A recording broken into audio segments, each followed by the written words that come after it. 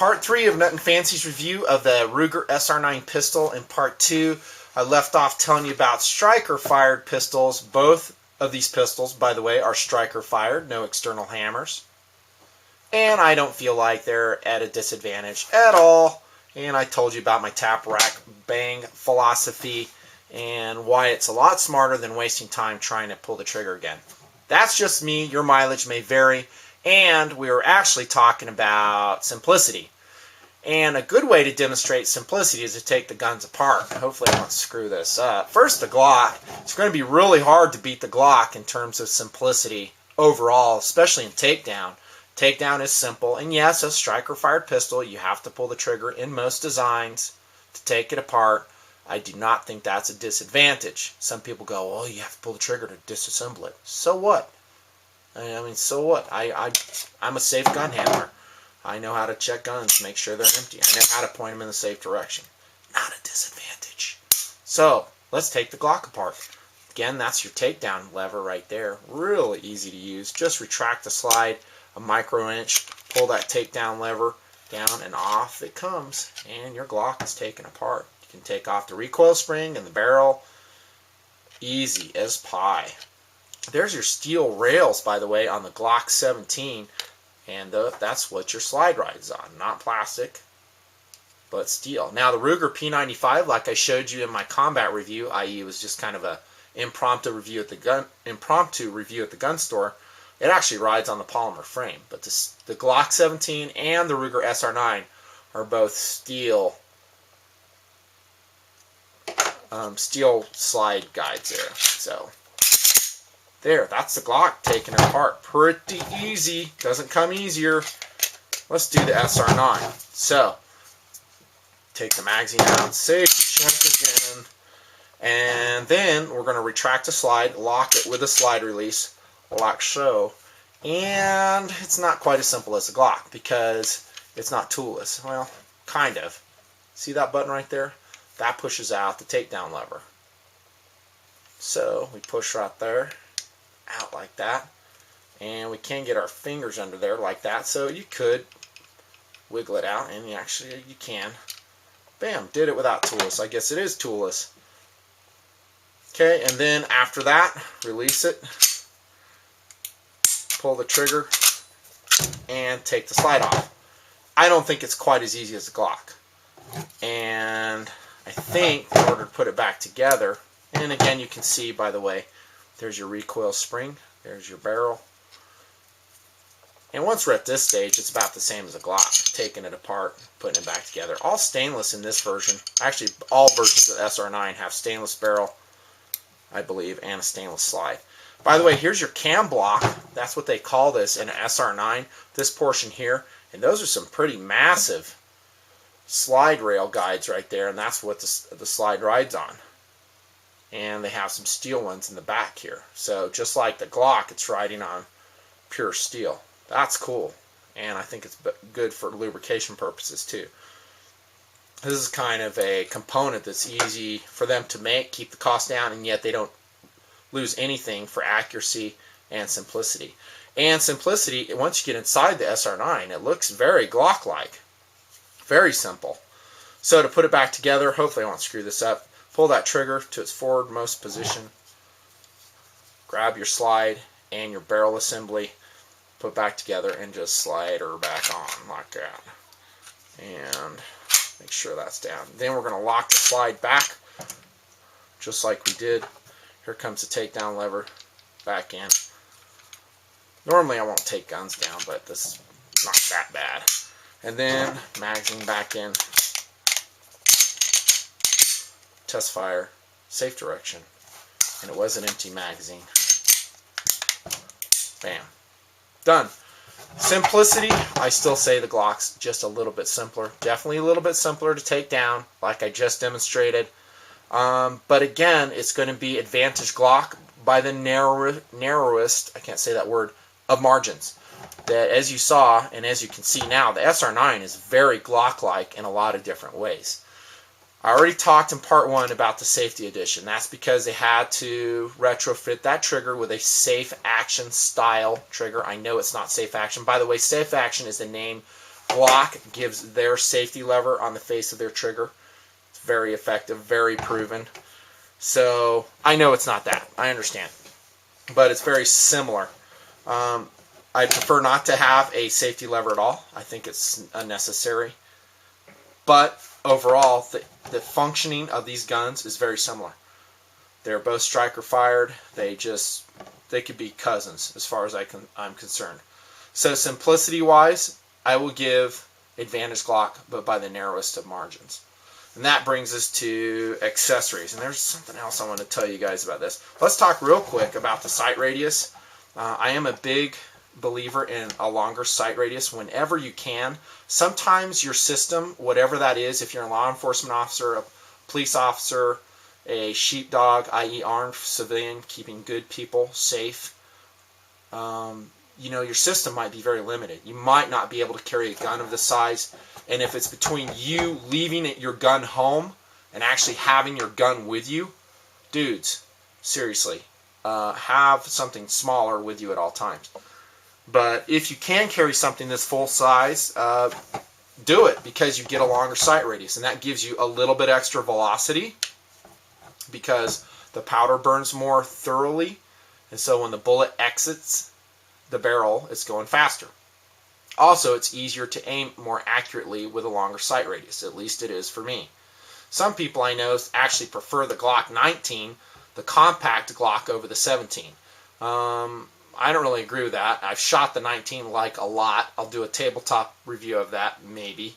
But I like the longer sight radius. And as you can see, the Glock enjoys just a very slight advantage on sight radius, maybe about ½ an inch. But you'd be amazed what that ½ inch can do. I mean, that's a lot for a pistol. Now, does that put the SR9 at a disadvantage? No, not my shooting, it didn't. The thing shot very well. In fact, it felt very full size as sight radius goes. But just as an aside, there is more of a sight radius on the Glock 17. That's just the way it is. That brings us, like I haltingly said before, to accessories. Here I will give the advantage to Glock 17 specifically, by a very wide margin. Like I've said in my many videos on the Glock 17 and referencing it, there's just so many things available for the Glock. Sights, aiming modules. Of course, same can be said for there. I'll get to these in just a second. Slide release levers, magazine releases, grip modifications, barrels. You can get threaded barrels for the Glock. All kinds of suppressors made specifically for the Glock to screw onto those threaded barrels. Grip, and this guy's got decal grip, probably my favorite grip accessory on it.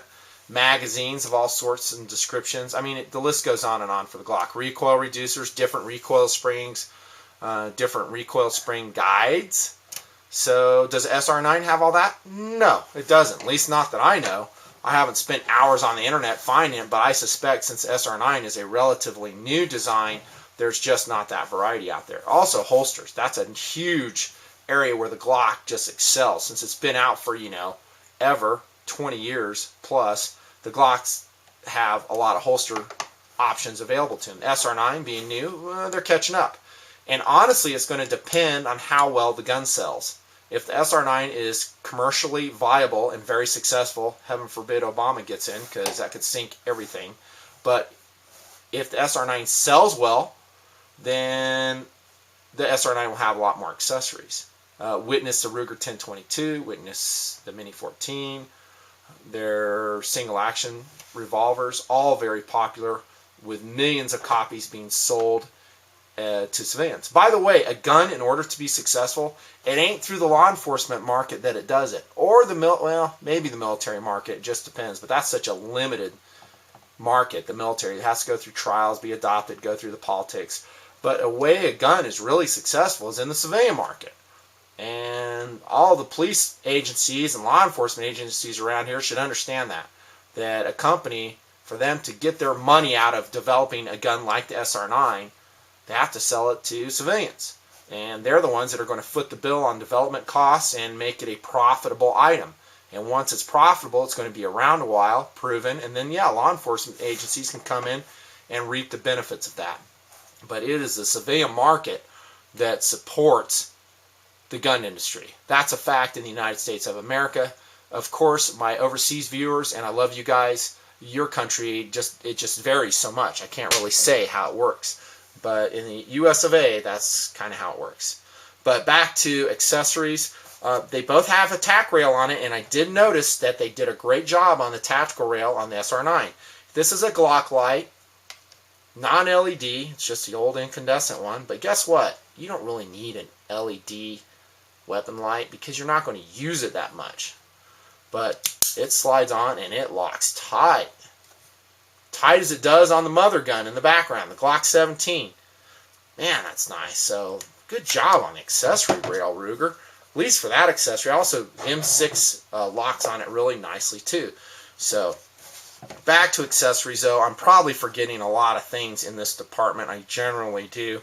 Also sights, by the way, if you want to put MEPs on there. I haven't checked. I would suspect that if they don't have them, they shortly will. Maybe Triticon, Meprolite, and some of the other manufacturers might provide those night sights for the SR9. These are not night sights. They're just traditional 3-dot sights on the SR9. And they're excellent, by the way. I do like them very much. Great sight picture. But accessories, Advantage Glock. Sorry, by a large margin. That may change as time goes on. We'll see how the SR9 will weather time. And that, again, has a lot to do with how the politics will play out in the United States of America. How about price? Guess what? Advantage SR9. Big time. The SR9, again, is a very high value gun. If you shop around, you might get it. I really hate to say this because you guys, you'll just freak if you don't get this price, but under $400 is very reasonable. You might be lucky and get it for around $350. Brand new.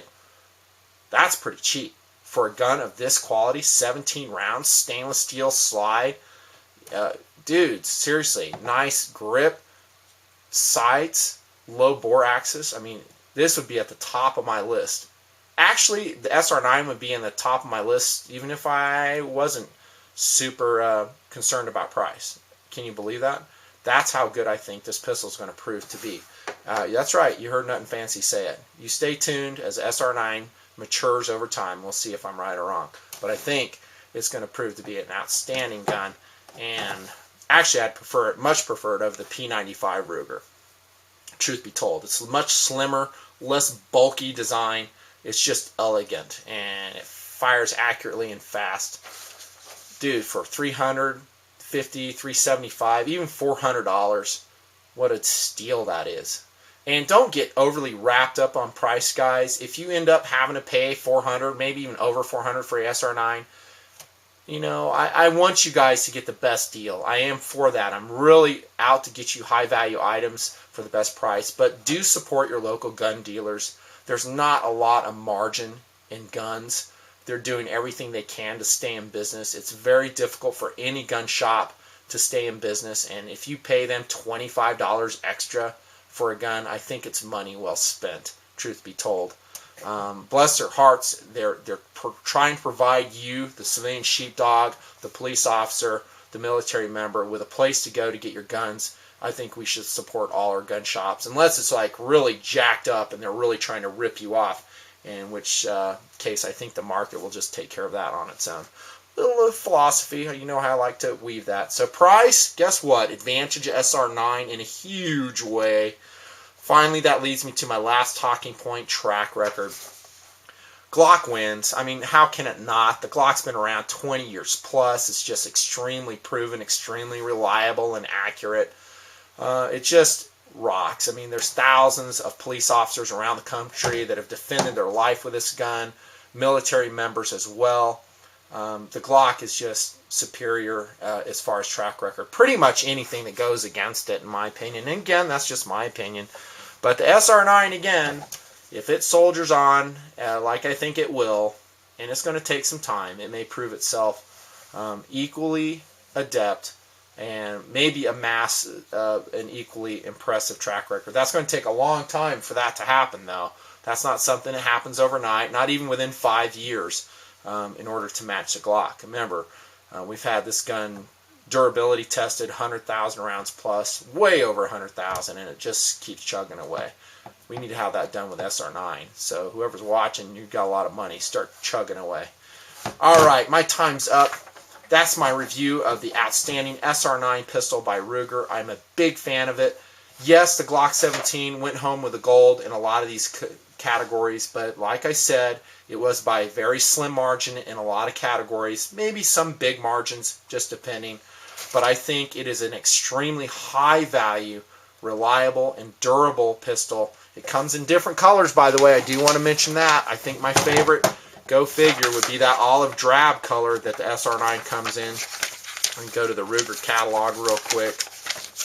And that's a good looking gun right there. Hard to find, at least now. They're selling like crazy. But I think the traditional SR9, the one I'm showing you, also very good looking. And if you're a civilian sheepdog, there's something to be said for a nice, brightly colored stainless steel slide that will glint in the eyes of your bad guy. Maybe you can get away without firing a shot. That is always much preferred. I can only say good about this gun, and I hope it holds true as time goes on. Thanks for tuning in. Thanks for the good ratings, the subscriptions. I work hard for you guys, giving you the best information I possibly can, and I appreciate you. Nutnfancy with the SR9 out.